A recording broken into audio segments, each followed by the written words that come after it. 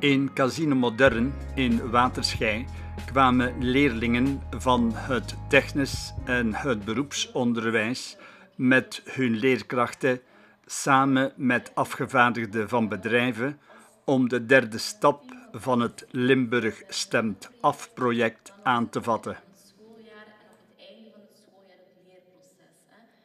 De leerlingen stelden hun projecten voor.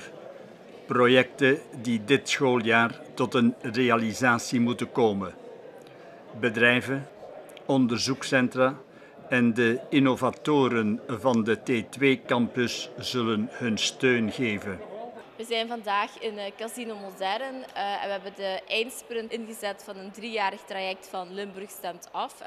Limburg Stemt Af is een 3-jarig project om onderwijs en bedrijfsleven te werken aan projecten met maatschappelijke vraagstukken. Het zijn ongeveer 13 straffe teams die dit jaar in actie gaan en die werken rond maatschappelijke vraagstukken zoals mobiliteit, klimaat, energie. Heel bijzonder aan het project is er een kruisbestuiving is, zowel tussen de scholen en het bedrijfsleven. Dit jaar steken we ook nog een tandje bij en zullen de innovatoren van de T2-campus betrokken worden, wat een boost gaat geven aan de verschillende projecten.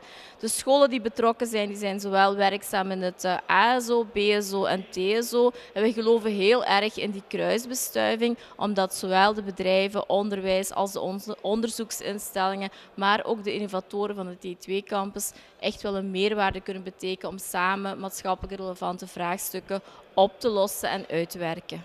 We spreken al jaren over de aansluiting onderwijs-arbeid.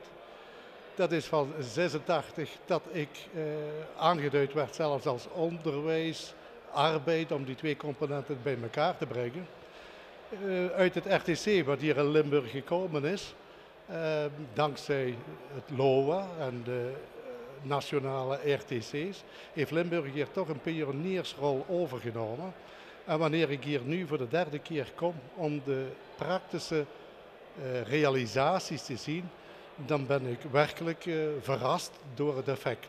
Ik heb hier beroepsleerlingen gezien, ik heb hier leerlingen van alle afdelingen gezien, die hun project, werkelijk een project afgestemd op de huidige evoluties van de techniek, kwamen voorstellen. Als Arcite zijnde, een jong Limburgs bedrijf, vinden we het zeer belangrijk om een goed contact te hebben met de lokale scholen. Enerzijds om jong technisch talent aan te trekken, maar ook aan de andere zijde om onze eigen technologie op een hoger niveau te tillen. We zijn dan ook zeer verwonderd wat het resultaat is door de middel van deze samenwerking van deze studenten en leerkrachten in het kader van Limburg Stemt Af.